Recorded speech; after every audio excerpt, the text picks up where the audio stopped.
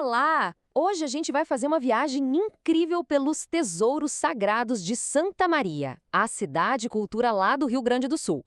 Vamos conhecer dois templos que contam a história da fé gaúcha, mas de jeitos, olha, completamente diferentes um do outro.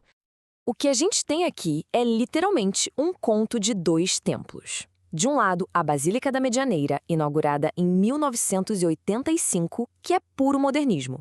E do outro, a Catedral Diocesana, de 1909, um verdadeiro monumento à tradição. São dois edifícios, duas eras e duas formas muito distintas de expressar a fé. E olha só esse número: são 76 anos separando a construção de uma e de outra. Essa diferença de quase um século, né, é a chave para a gente entender por que a arquitetura, a arte e até a atmosfera de cada lugar são tão únicas. Então, vamos começar pela mais nova, pela fé moderna. Nossa primeira parada é a Basílica, para a gente sentir como a fé pode ser vivida de um jeito inovador, bem acolhedor. Quando se entra na Basílica, a sensação é diferente.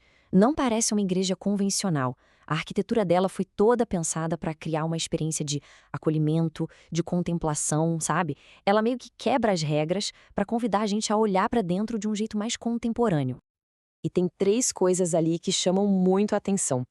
Primeiro, o formato dela todo arredondado, que já foge do tradicional para dar uma ideia de comunidade, de união.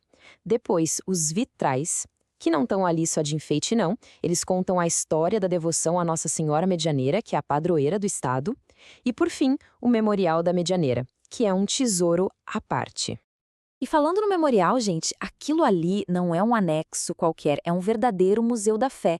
Ele guarda uma coleção incrível que preserva a história da devoção mariana. Tem livros raros, objetos sacros, documentos históricos, é um mergulho profundo na trajetória da fé gaúcha. Certo, agora vamos para a nossa segunda parada. A gente deixa a modernidade para trás e viaja no tempo para entrar na tradição, para conhecer o esplendor de mais de um século da Catedral Diocesana. A catedral é, sem brincadeira, uma aula de história da arte. A arquitetura dela é eclética, sabe? Mistura elementos barrocos e neoclássicos de um jeito super harmônico. Mas olha, o grande show mesmo, a surpresa de verdade, tá do lado de dentro.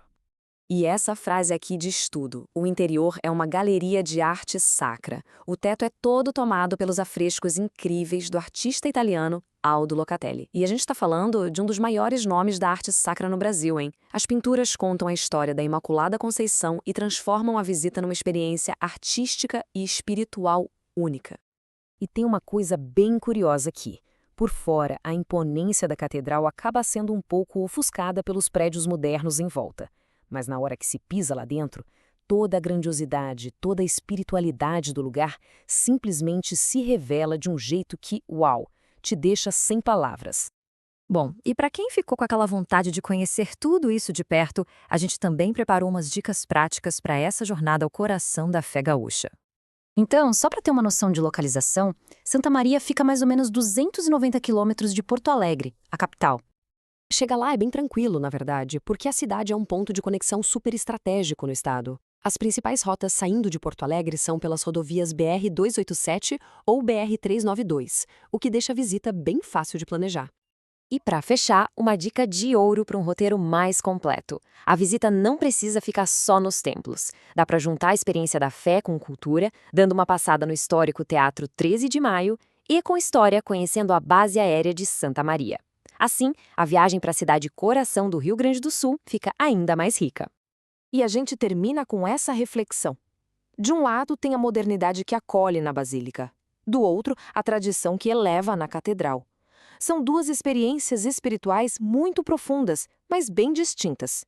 E fica a pergunta no ar. Entre essa modernidade que abraça e essa tradição que eleva, que tipo de refúgio a alma procura?